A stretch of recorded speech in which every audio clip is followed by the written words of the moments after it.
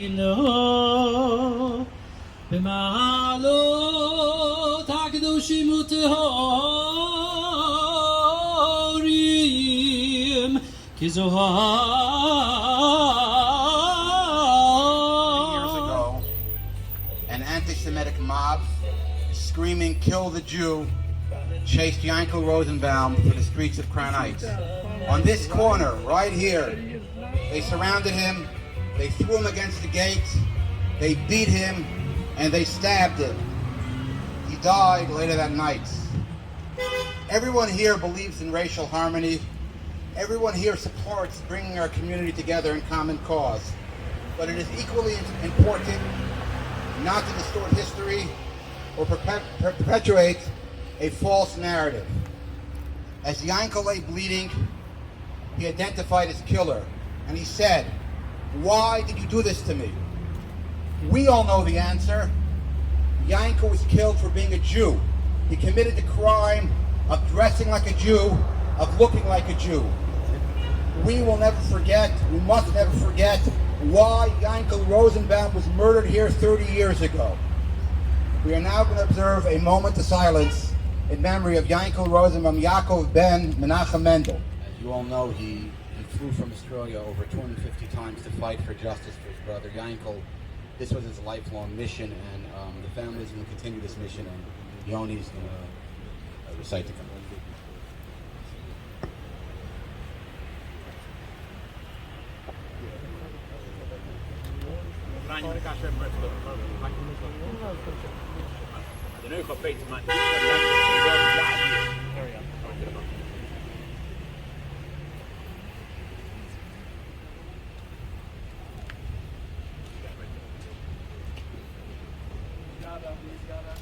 Amen.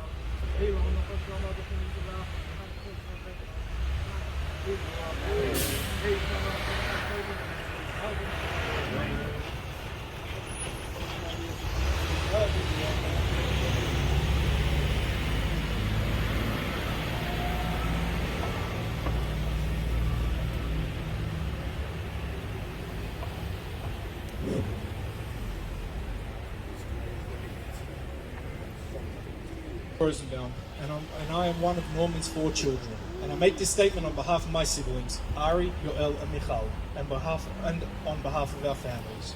We wish that our father Norman could be here, making this statement himself, but we take great comfort in standing here, honouring his memory and that of our beloved uncle, Yankel Rosenbaum. Today marks the 30th anniversary of Yankel's death, murdered in the 1991 Crown Heights riots. Yankel's death and the terrible circumstances of his death to this day remain impossible to comprehend. Over the years, many have suggested that, somehow, underlying racial tensions between the African American and Jewish communities of Crown Heights erupted into an anti-Semitic violence that is known as the Crown Heights riots, and that these events ultimately led to our uncle's murder. As our father pointed out numerous times, this is blatantly not true. It is intellectually dishonest, and worse, it is an insult to our uncle's memory, and as those who have suffered during the riots. The truth is that anti-Semites committed to perpetrating their racist violence on Jews used the accidental death of Gavin Cato to justify their physical attacks on Jews and the murder of Yankel. Ordinarily, such a horrific event could not be made worse, but it is made impossible when the city administration, led by then Mayor David Dinkins and the then Police Commissioner Lee Brown, ignored and excused the violence inflicted on the Jewish community of New York and our uncle. We have heard countless times that this sort of thing could not happen today. However, one only needs to look around to see that anti-Semitism continues to increase around the world. It is not uncommon to hear of and see the physical and verbal attacks on Jews. These attacks are then excused, ignored, and then denied. Far too rarely is anyone held to account, and when they are, the consequences are woefully inadequate. Our father fought for justice for our uncle and for the Jewish rights around the world. With our father's passing last year, it is now incumbent on all of us to recognise the truth of what happened to our uncle and to ensure that it remains front of our minds so that we can continue to stand up, speak up, and refuse to accept anti-Semitism in any form. As our father declared so many years ago, Jewish blood is not cheap. We must never forget. The world must never forget. Only then can we ensure that the Crown Heights riots will never be repeated. Thank you.